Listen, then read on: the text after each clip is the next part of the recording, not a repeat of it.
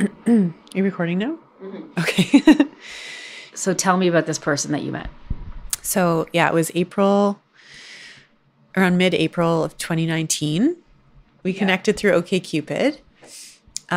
His profile picture, he looked really cute and youthful. It said he was 37.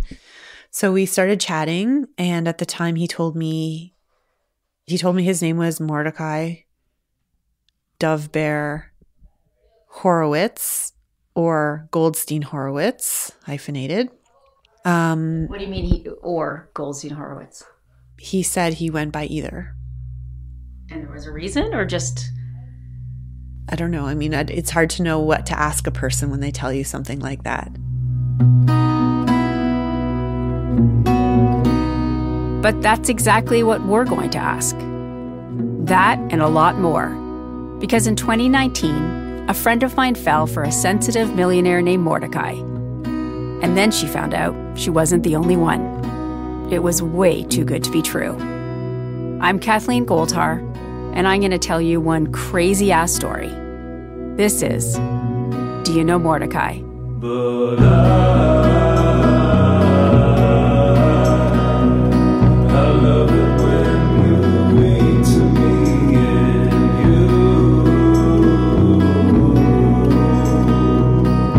you can read me anything. Chapter 1, A Knock on the Door. I'm not going to sing. Happy birthday! Thank you. I made this just for you. You did? But I left them at home, so I just cut you a piece. That's all I whole need. cake at Thank home. you. Oh, I guess I have to blow it out. Yeah. I'm at my friend Arya's house. It's a quaint, semi-detached home filled with her daughter's toys and artwork. Okay. Make a wish. Happy birthday. Thank you. How are you? Good. Come in. She lives in the East End of Toronto, and so do I. We're about a 10-minute drive from each other. It's a Guinness cake. Oh, I know. Love it. Also, Arya, it's not her real name. I promised her that I'd keep her identity secret because she's worried about the impact this podcast could have on her life. Do you want me to talk about that, like meeting him? We're sitting around Arya's dining room table, my son entertaining her daughter in the living room. I can hear everything. Everything in this house. And something occurs to me as we get set up. The chairs around her dining room table are my old dining room chairs. I didn't know that. Yeah. I just forgot all of them. I was just like, these look familiar. I'm like, oh, yeah, this is on my head. Oh my God. Oh, the layers. Yeah. Somehow that makes me emotional.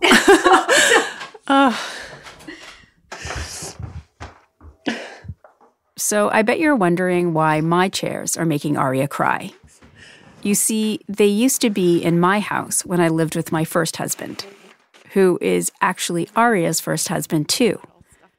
I guess he got them when we split up, and then she got them when they split up. Do you remember the first time you met me? I don't remember the first time. I'm trying to think what the context would have been. Probably a child's birthday or a dance recital or something like that. I'm not sure I remember the exact first time I met you either. I think my mom met you before I met you. And my mom was like, oh, she seems lovely. And then, of course, she's like, and she's Jewish. So, of course, we had a good laugh about that. Just so it's clear, I'm Jewish too. And my waspy ex-husband, he found my very Jewish family somewhat overwhelming at times. So thinking that he was marrying another Jew, well, we kind of found that funny. I do remember, actually, it was my birthday 10 years ago. I actually don't remember meeting Arya on her birthday, but I remember being happy about her because my ex-husband was happy. My ex and I didn't have one of those good divorces. You know the ones I mean. The ones you say you're going to have when you first split up. We didn't come out the other end friends. And I wasn't friends with Arya initially either. But my kids, they loved her right from the beginning. I remember when he and I got engaged, that you sent me a lovely text message. And you said, I'm so glad you're going to be my kid's stepmom. So that was very meaningful. I am a very nice person. You are a very nice person, and you're... Well, not always. At least not when compared to Arya. Arya is one of the nicest, most earnest people I know. She goes to protests, and she believes she can change the world. That is not me. I've been a journalist for more than 20 years, and I'm kind of cynical. Arya is patient. When I'm ready to jump down somebody's throat and move on, Arya spends time trying to see the good in them.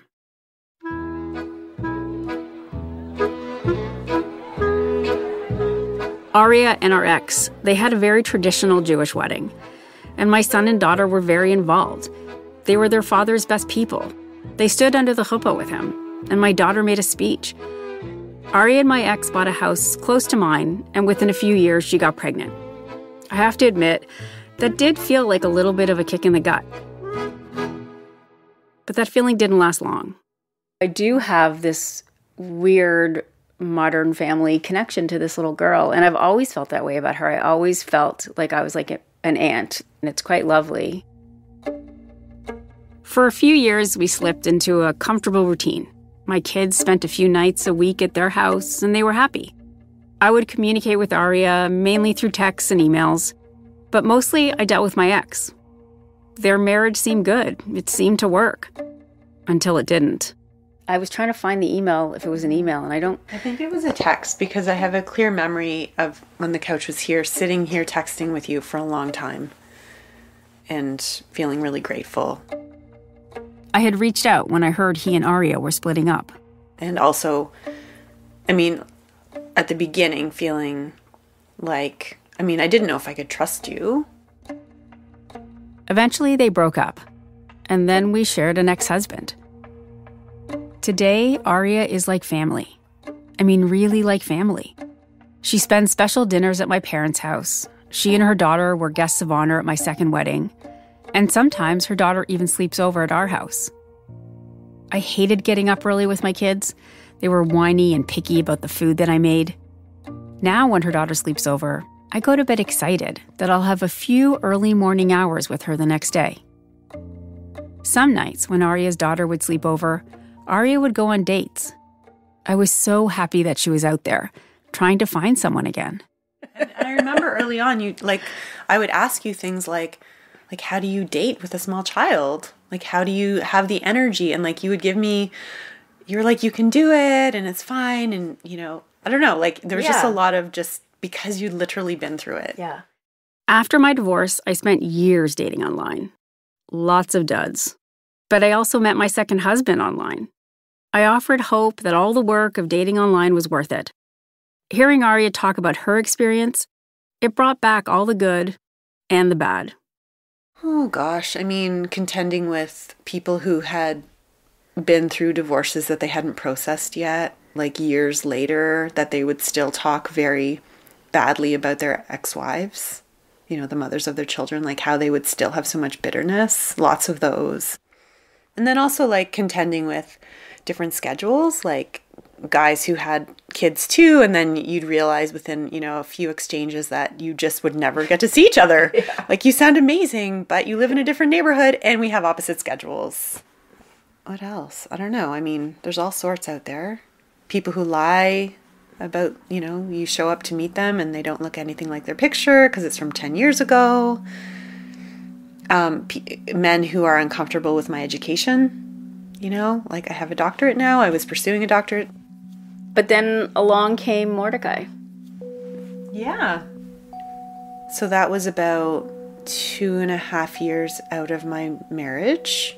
And he was the first person in in all of my dating that I felt not only connected with, we had a good personality connection and amazing conversations. And I felt connected to him before I even met him. We'd had phone calls and text exchange, myriad text exchanges. And I was like, wow, no matter what it's like when we meet, I really like this person.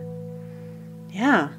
Rancher, bees, goats, artist, a dad, a loving dad. What else? Jewish. Oh, yeah. I forgot that part. Jewish. Arya told me about Mordechai pretty soon after they first connected. And when I first heard about him, I was like, wow, he seems amazing.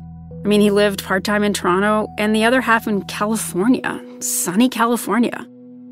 He told me that he owned a ranch in Shadow Hills, California, outside of LA. His land was apparently a bit of a commune, and all his close friends and family lived and worked together. His parents were wealthy Holocaust survivors who lived in New York City. He was an artist, and he told her that he was related to Adam Horowitz. Adam Horowitz of the Beastie Boys. I mean, come on. And Mordechai was a singer, or he fancied himself one anyway. The book of love is long and boring. No one can lift a damn thing. He was also a single dad, a widower. In fact, his story was pretty tragic. He told me that his wife had died of pancreatic cancer. His son was, like I said, second year of Caltech physics. I was interested in his art.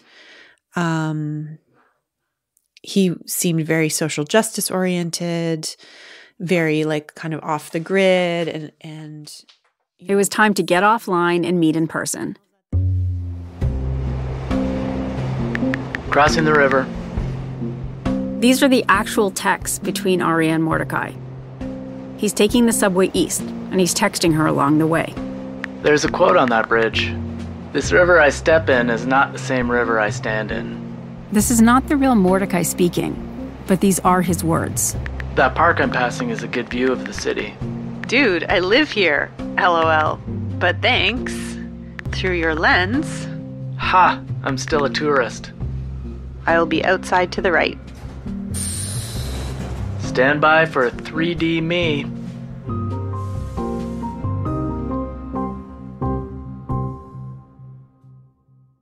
So when we met, I was sitting outside the subway station on a boulder waiting for him to come out. And he came out and I had this moment like, he doesn't look like I thought. He was heavier than I expected him to be, especially for someone who was claiming to be like goat ranching and like walking around all day on the ranch and like dealing with stuff. And in his profile, he had said he was average, but he wasn't average. He was overweight. On first meeting, Arya thought to herself, here we go again, another guy who lies about what he looks like. But remember those kind instincts I told you Arya possesses? Well, they kicked in. Arya forced herself to think, I'm interested in this person as a person. Who cares if he's 30 pounds heavier than he said he was? Looks don't matter. We just went for a walk. We grabbed a cup of tea. I remember he presented as being quite nervous. So I had like this instinct to like reach out and hold his hand and like try and make him feel better. And that seemed to help. And I think it was on that very first date actually that we'd gone for the walk and we were walking back around towards the station, and there was sort of an old looking mirror that was leaning against a telephone pole. And he actually picked it up and held it in front of us and was like, this is what we look like together. And it was like probably one of the most romantic gestures I'd ever experienced. And I thought, okay, you know what? He doesn't look like what I thought he would, but I really like him. And I thought, okay, I want to see him again. I want to see where it goes romantically.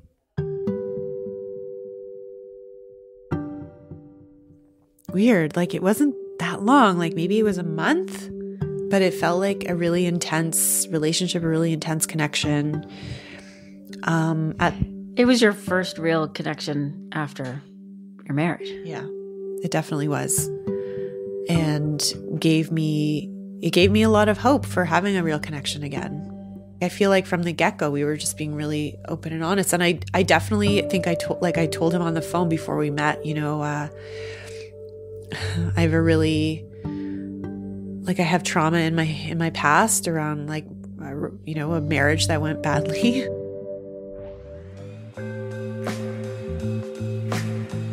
We have so much to say and share. It's hard to keep up. LOL, such a problem to have. I've met my match with sharing. I like it. Normally I'm the talkative one and I overshare. Wait, are you saying I overshared? No, you haven't. I'm not sure there is such a thing. I'm still cautious. I have trust issues, but I'm enjoying getting to know you this way. For now. Did your ex have trouble being honest? He did. In many ways, for someone like me who is an open book and loyal as hell, it was heartbreaking. I've lied in my life, but it's not an issue. And I get caught every time. I think we are similar, open book, etc. Arya told Mordechai that because of those trust issues, she'd be asking a lot of questions. I'm gonna be double checking and triple checking things you tell me. And he said, that's okay. I'm okay with that. You do whatever you need to do, and I'll be right there with you. Mordechai and Arya would go out for long walks. They'd cook at her place when her daughter wasn't home. But even when they weren't physically together, Arya felt connected to him. He was constantly available online and would do things like, send pictures of the drawings he was doing. He would send links to YouTube videos that were songs that he loved, often romantic songs, or This Made Me Think of You. Mordechai had come from California to Toronto to help a friend who had an art school. The friend would pay him to teach classes, but also to paint. He had told me he was here in Canada, in Toronto, because his friend was a very wealthy philanthropist. I almost said philanderer. Philanthropist who had this disposable money. He was a patron of the arts. He'd known him since he was 17. He brought him up to help work at and ultimately run a gallery and art school. He was here to be here for like 6 weeks at a time and would go back to the ranch and would be back and forth. Arya describes this guy as Mordechai's rich patron. He let Mordechai stay at the house that he was renting in a very wealthy part of Toronto called the Bridle Path. The Bridle Path is as exclusive as it gets. Prince lived there once. So did newspaper baron Conrad Black. Drake lives there now. The houses are massive, with tall hedges and big gates. It's not a neighborhood that's shy about its wealth. I just think the way we talked and the things we talked about, it just felt really meaningful. Like we had a really easy banter. They never argued. He was never rude. He was a great listener. He said he loved her mind. And he was sweet and funny and playful. There was never any defensiveness. And I guess from my history, as you can probably relate to, that sort of like when I needed to be vulnerable about my needs, he was never defensive or accusing or pushing back. He was always just very open and welcoming and supportive. But there were little things. Things that when your brain is all foggy and silly from early infatuation, you ignore. But we know that doesn't last. And as things settle in, those things become harder to overlook. So in terms of dating, I didn't see his place. I never got to see his place. That was starting to bug Arya. And then he lost his job. So even within the first few weeks of us dating, a story emerged that the patron was closing the art school, had no more money to run the art school. So that was not happening anymore. And on top of losing his job, he was also losing his apartment. The apartment she had never been allowed into. Apparently, the guy who was paying Mordechai's way and supporting his art was $40,000 behind in rent. He said the landlord had locked up the house and that the patron couldn't get in to get anything until $30,000 or $40,000 was paid. That meant Mordechai couldn't access any of his stuff, including his passport. The patron was not allowing him to have his passport, that he was holding it hostage. This is so weird. Like I said, the bridle path is one of the most exclusive and expensive areas in all of Canada. I have never heard of anyone renting a place there. And if this patron, as Mordechai calls him, was so rich, why couldn't he come up with $40,000 in back rent? This whole thing didn't really sit well with me. And weirdly, my response was, which I've never had this about another human being, is this guy a con man? Yeah. And then when the whole passport thing started, I was like, why isn't he going to the police? This is illegal. It's extortion. Yeah. Tell me about that. You eventually did sort of ask him to go to the police, yeah, right? I did. I told him, like, this is a crime that's being done to you and you need to involve the police. And I said, I'm sorry, he's your dearest old friend, but at a certain point you need to take care of yourself. So he did end up sending me pictures. Mordechai sent her those pictures as proof that he'd reported the incident. And I've seen them. In one, Mordechai is in the back of the police car, the cop in the front. They're both looking at the camera, both with a big smile on their faces, almost like they're caught in mid-laugh, like they're sharing some kind of inside joke. Mordechai always had an answer, and he reassured her that this was just a small setback. He'd find a new place to live soon and a new job, and he had lots of friends who were helping him out. My spidey senses were going off because, for example, he told me he was staying at a friend's house in North York, but then had moved down to Liberty Village or Parkdale. And so there was a lot of couch surfing. He told me he was moving into a loft by May 15th. But even by May 15th, he had excuses. Like, there were always excuses. Like, oh, they painted and my asthma's triggered. I have to wait a week. 1 week turned into 2, and then 3, and then 4 weeks. And as Arya tried to find out more about Mordechai, she grew more and more uncomfortable. When they started dating, Mordechai told her that he hated social media. At the time, she found it endearing. Now it felt like a red flag. I feel like it's common practice with online dating now, at least with people I roll with. Like, you just Google people and you find out and gives you context and it lets you know who they are. And so when he didn't have that, I was at first really joking, like, oh, you have no digital footprint. Can I see your ID? And he just kind of laughed it off at first. Oh, I don't carry my wallet with me, which also for me, like, I'm a really high functioning, fairly organized person.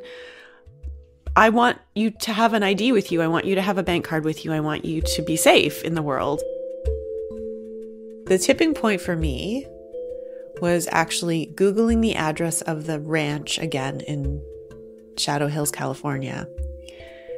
He was over one day and I said to him, hey, I can't go visit your place in LA, but why don't you give me a Google Street View tour of your neighborhood and your place? And he was like, no, I'd rather just bring you. And I said, yeah, I know you would rather bring me, but I really want to see it. So why don't you like come over to my computer?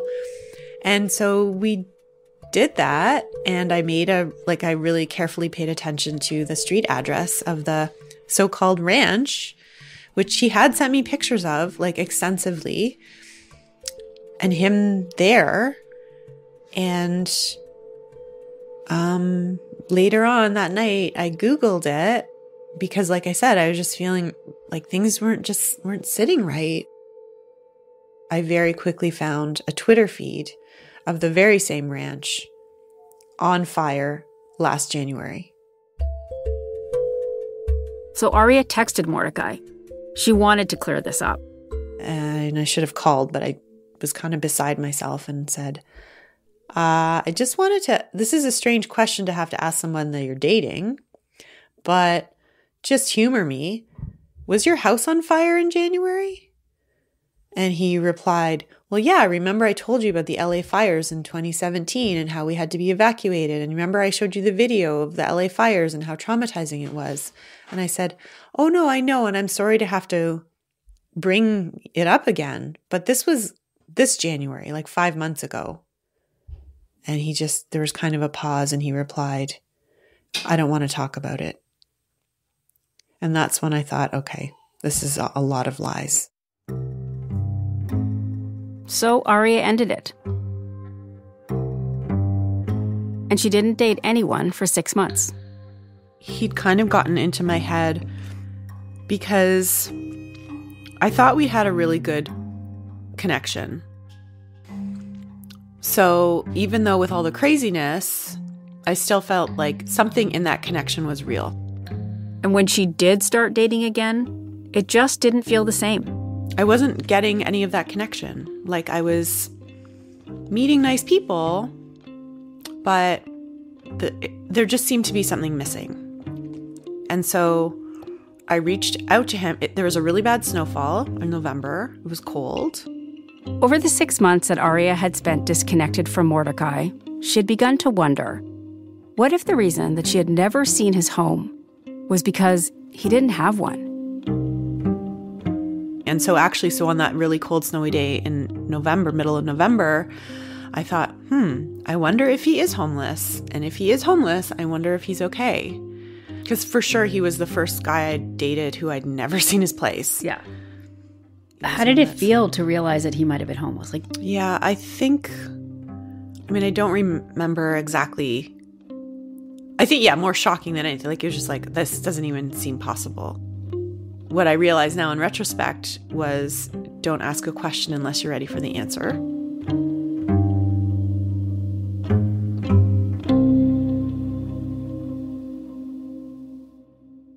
When Arya told me that she was back in touch with Mordechai, I gave her that look.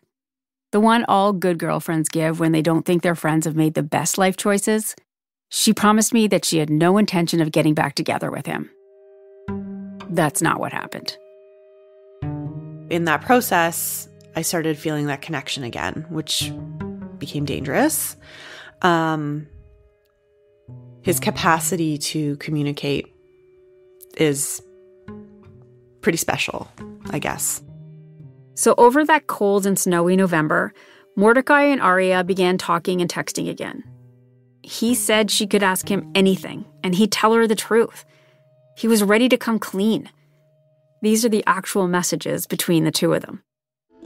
Did you go to uni? Yep. What did you study? Philosophy and literary studies. All his schooling had been in Canada, not at Stanford like he told her. I've been experiencing micro to macro anger at myself. I feel like I'm unraveling a blanket that was poorly knit and reknitting it. How's that for an analogy? Yeah, it's a good one. He told Arya that in the last few months, he checked himself into a mental health facility in Toronto called CAMH, and he was better able to understand himself now. He said that after we'd broken up in June, that he hit a downward spiral and he checked himself into CAMH. Yeah, I asked if I was kind of a narcissistic CAMH. I'm not, but lying to protect myself or hide betrays others and is selfish. I've sort of decided the only way I can honor the connection between us is just to be open and vulnerable. I'm curious why you were lying to me right out of the gate, though, about the ranch and your life. Why do you think you did that before anything? For some reason, I feel insecure about my life and the things about it. I think it was about a week in that he sent me his passport, a picture of his passport. So his passport had never been held ransom by some angry landlord. But now Arya was discovering an even bigger lie. The passport did have a picture of Mordechai on it, but the name read Mark Ramsden, not Mordechai Horowitz. And Mark Ramsden was Canadian. So Mordechai was actually Mark. Mark was Canadian, not American.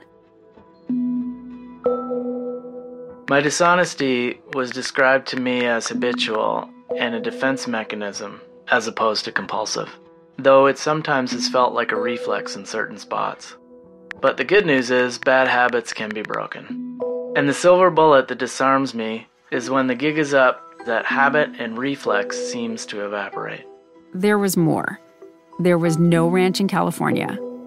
Mark wasn't Jewish or related to Adam Horowitz of the BC Boys. That kind of sucked.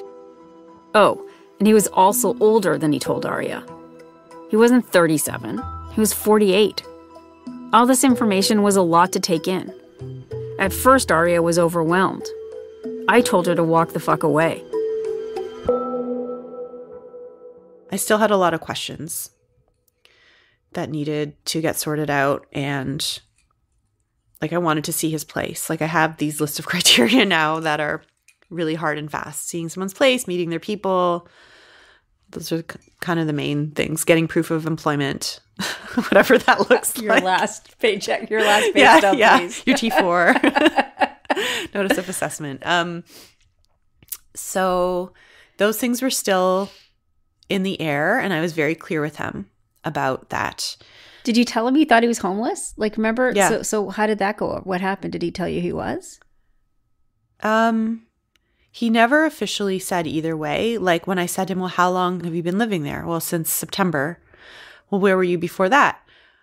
Well, just like staying at various places, like staying with this friend or that friend. So homelessness wasn't ever named, but like, thinking back, that kind of description is homelessness. Like, you don't have a place where you leave your things. So, yeah. But since he'd been to therapy, things seemed more stable. He told me he was living with a friend, renting a room. He told me that he was trying to get work. So all of a sudden I knew who he was. Like, I knew his official identity. I knew his age.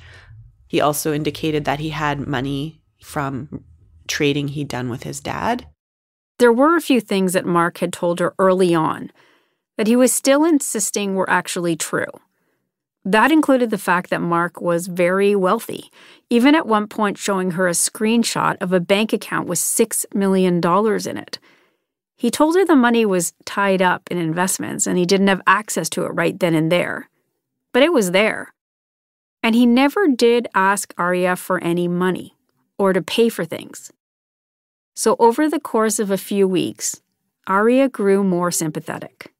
He started telling me about his history, living kind of all over the world in different ways through his childhood, his parents being separated or divorced. His mother had committed suicide due to addiction and mental health. I grew up all over the place. St. Louis, Texas, and LA early on. Then in Spain, Barcelona for about 5 years. My dad is still there. He was a brush maker, cosmetic and art. Paris for a year. See, your real story is just as interesting as the BS. And boarding school in Lugano for a school year. When 14, my parents broke up. The moving around as a young one was part of my problem, I think. Trying to fit in. I miss you. So with the same kindness that allowed my friend to overlook that Mark had deceived her about his appearance, she'd do that again. If he had cancer, she wouldn't turn her back on him. Why would she allow a mental health issue to push him away? But I also knew that getting back together with Mark was about more than just her kind nature. Mark was so different from our ex. Oh, 100%. Like, one of the things that brought me back to him, this is actually really important in terms of why I reconnected with him. So when he came clean and showed me his passport, and we were just talking about what he had done to me and how I had felt. Like, first of all, he was fully open to hearing how I felt and my experience of the confusion and the anger and everything that had happened in round one. And he was so apologetic. He was like, I am so sorry. I never meant to hurt you. That was so awful that I put you through that.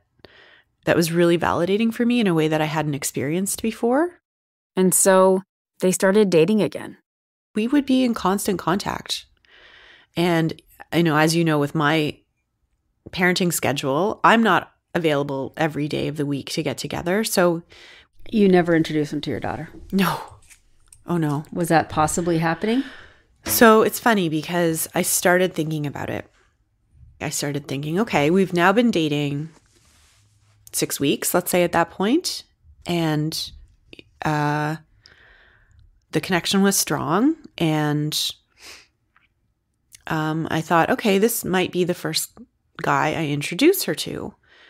And like, no plans were made, but we were talking about it. Like, we would talk about, because he was talking about the little kids moving from Montreal in the spring and like getting together. Like, we start like, and I was imagining like meeting their mom and like meeting them. And So I started writing an email to my daughter's dad, like literally was typing like, there's something I want to tell you, that there's a person I've met and I'm really excited about, and I would like her to meet him.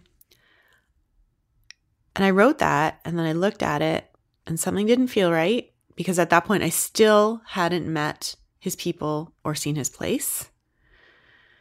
And I deleted the email. But he had met her people. They'd been out to dinner with her sister and brother-in-law, and they were talking about a date with me and my husband. Mark promised that she'd meet his family soon. Like, the thing with him is he spins it so that everything's on the horizon. And I think I told you about that last weekend we were together.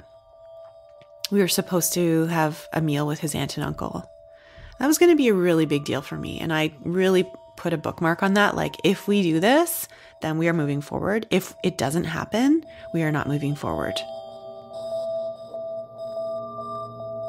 Okay, so it's Sunday, January 19th, 9:38 p.m. What happens? I was trying to watch an episode of This Is Us, trying to unwind from the weekend, kid in bed. And then there was a knock on the door. I opened the door. There's a woman standing there, pleasant-looking woman, but it's still Sunday night after 9 p.m. And it's like, what's going on? And she said, I think you know someone named Mordechai Horowitz? And I said, oh, you better come in.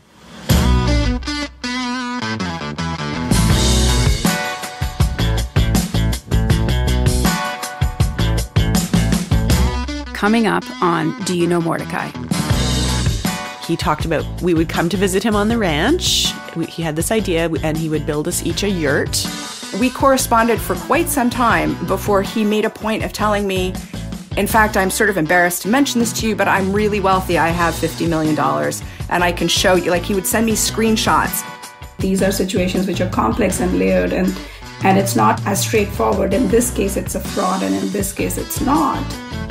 Like, I'm actually wondering even what's the first thing I'm going to say. Like, I'm here to report what I believe was sexual abuse. Do you think emailing him is the best way? I think it's better than cold calling. I think so too. I think we should give him a chance to know this is happening and to sort of absorb it a little bit. I just think it's more fair.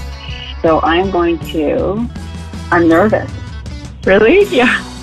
Well, kind of a lot rests on it, I guess.